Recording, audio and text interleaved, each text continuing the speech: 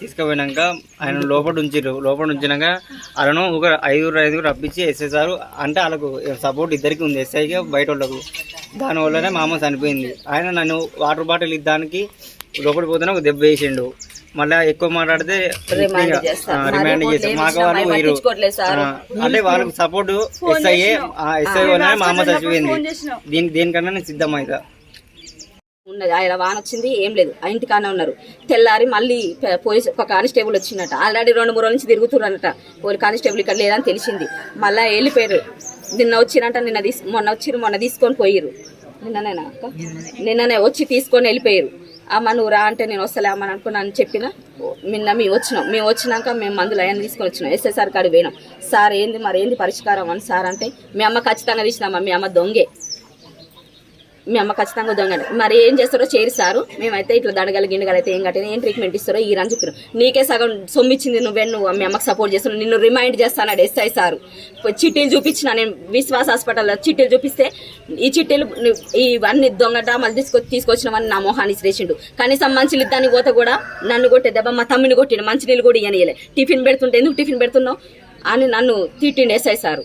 మీరు రావద్దు, మీరు మాట్లాడొద్దు, మీ అమ్మకి సపోర్ట్ చేస్తాను, నిన్ను జైలు వేస్తాను, నిన్ను రిమాండ్ చేస్తాను, నేనేం చేయాలి అది చేస్తాను నన్ను బెదిరించిండు ఎస్ఐ సార్. మా అమ్మ ఈ అంత టార్చర్ ఈ పెద్ద మనుషుల వల్లనే, ఈ మా అమ్మ ఎస్ఐ సార్ వల్లనే అంత ఒకటైరు. మమ్మల్ని ఒక్కదాన్ని ఒకటి చేసిరు సార్. మీరు ఏ న్యాయం చేస్తారో చేయరి. మా అమ్మ అయితే చచ్చిపోయింది. ఏం చేస్తారో చేయరి. మా ఇల్లు అయితే మునిగింది. మరి ఏం చేస్తారో చేయరి. రోజు అట్లా పెద్ద మనిషితో చెప్పించిరట. అమ్మ నువ్వే తీసినవట గోల్డ్, నువ్వే ఇయ్యాలని చెప్పిరట. అయితే నేను ఇయ్యలేదు సోమన్న, నేను ఇయ్యలేదు, మాకు అవసరం లేదని చెప్పిందట. ఇంటికి వచ్చిందట. అయితే పత్తెర పోతుంటే అందరూ ఉండి మీరు నువ్వే తీసినవట గోల్డ్, నీ మీద కేసు పెట్టిరట, నువ్వు ఇవాళ ఉండా అని చెప్పిరట. సరే నేను ఉంటా, పత్తెర ఇట్లా పో, నేను ఇవాళ ఉంటా అని చెప్పిరట.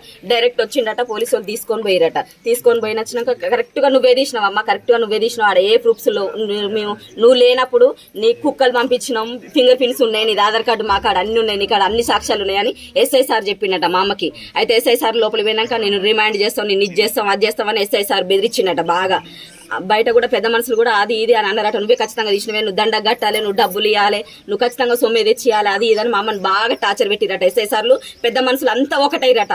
అంత ఒకటై మా అమ్మను ఇట్లా టార్చర్ పెట్టిరట. ఆ రోజు తాగినందుకు ఆ బాధ మాకు ఫోన్ చేసి చెప్పింది. చెప్పినాక అమ్మ మీరు రేపు వస్తామే మాట్లాడుతాం, ఉండి ఏం చేసుకోక అనుకున్నాం.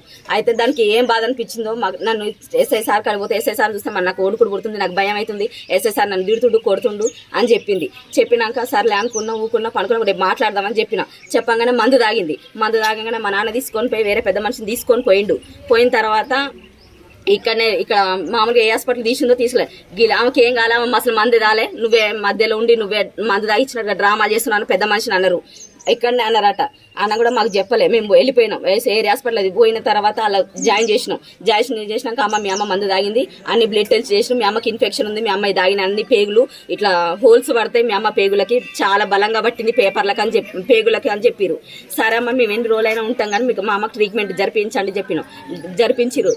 ట్రీట్మెంట్ అయిపోయిన తర్వాత ఇక మళ్ళా 3వ రోజు 4వ రోజు మళ్ళీ ఇట్లా ఫోన్ చేసిరు.